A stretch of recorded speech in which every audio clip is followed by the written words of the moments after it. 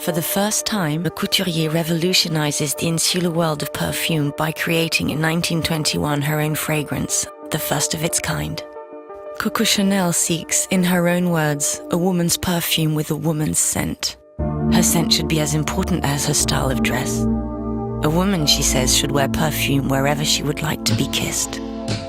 For the first time, No. 5 defies the conventions of perfume which glorify single-flower fragrances. Coco Chanel calls upon Ernest Beau, perfumer to the Tsars. In search of inspiration, Ernest Beau ventures as far as the Arctic Circle, finding his muse in the exhilarating air issuing from the northern lakes under the midnight sun. The couturier encourages him to be ever more audacious, demanding still more jasmine, the most precious of essences.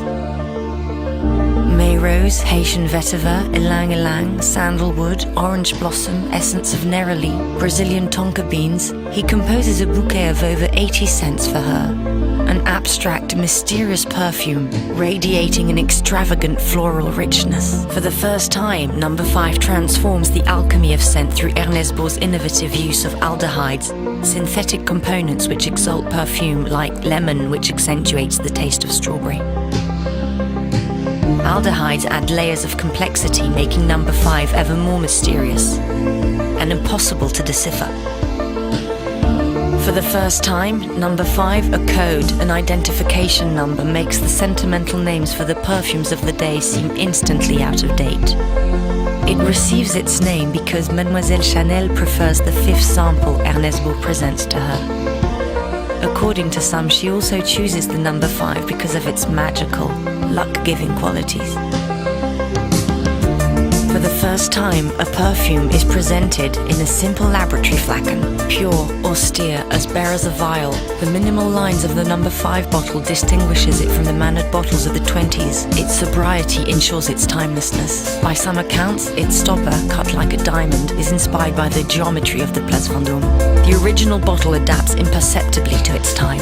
No. 5 becomes an icon of the 20th century. In '59, it is honored by the MoMA of New York, and Andy Warhol depicts it in a series of silkscreen. For the first time, at the liberation of Paris, American GIs flocked to the Chanel boutique on the Rue Cambon, lining up to bring bottles of No. 5 to wives and fiancés waiting at home.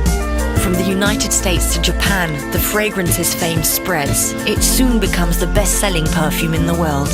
For the first time, No. 5 pioneers a new form of advertising in the world of fragrance. In 1937, Mademoiselle Chanel herself is photographed at the Ritz for Harper's Bazaar. For the first time, a fragrance is advertised at the Super Bowl finals. No. 5 enjoys dizzying success.